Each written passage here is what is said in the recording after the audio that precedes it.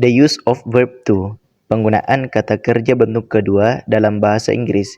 Biasanya banyak yang bingung ya tentang penggunaan kata kerja bentuk pertama, kedua, dan ketiga. Dan khusus pada video kali ini, kita akan membahas teman-temannya penggunaan kata kerja bentuk kedua dalam kalimat bahasa Inggris. Nah, untuk polanya dalam kalimat itu subjek diikuti dengan verb to. Nah, jadi setelah subjek langsung kata kerja bentuk kedua, setelah itu objek, kemudian biasanya untuk pemula ya teman-teman, di sini saya tambahkan adverb of time, keterangan waktu supaya teman-teman gampang untuk memahami materinya nanti.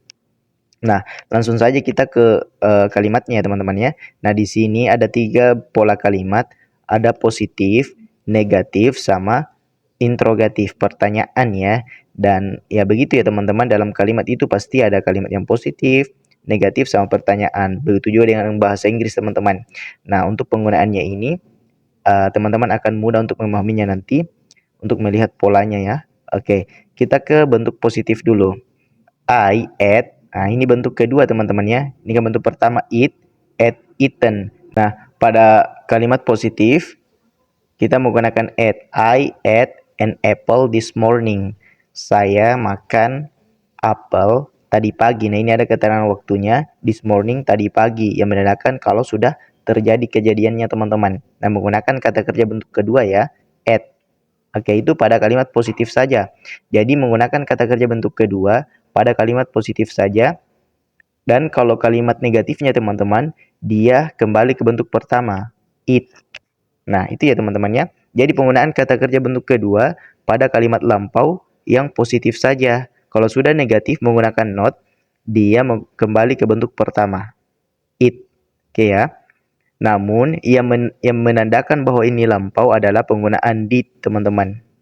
Contohnya ya, I did not. Nah, kalau sudah menggunakan did berarti ini sudah lampau. Nah, kalau menggunakan did, kata kerja yang digunakan itu kembali kata kerja bentuk pertama. Oke, I did not eat an apple this morning. Saya tidak makan apel tadi pagi. Nah, sama dengan pola pertanyaan menggunakan did, cuma dia ke depan ya teman-teman. Sebelum subjek, did-nya dulu. Did, kemudian subjeknya I. Did I eat an apple this morning? Apakah saya makan sebuah apel tadi pagi? Oke ya, ini sekedar contoh saya teman-teman ya.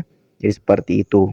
Jadi penggunaan kata kerja bentuk kedua itu pada konteks lampau dan hanya pada kalimat positif saja. Kalau negatif menggunakan did dan kembali ke bentuk pertama. Oke ya. Nah, jadi pada kalimat negatif dan interrogatif berubah menjadi kata kerja bentuk pertama teman-teman dan menggunakan did sebagai penanda bahwa kalimatnya itu lampau.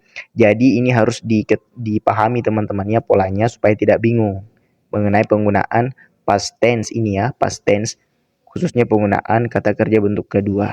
Jadi seperti itu teman-teman. Ini lumayan ribet sih menurutku dan lumayan tinggi materinya.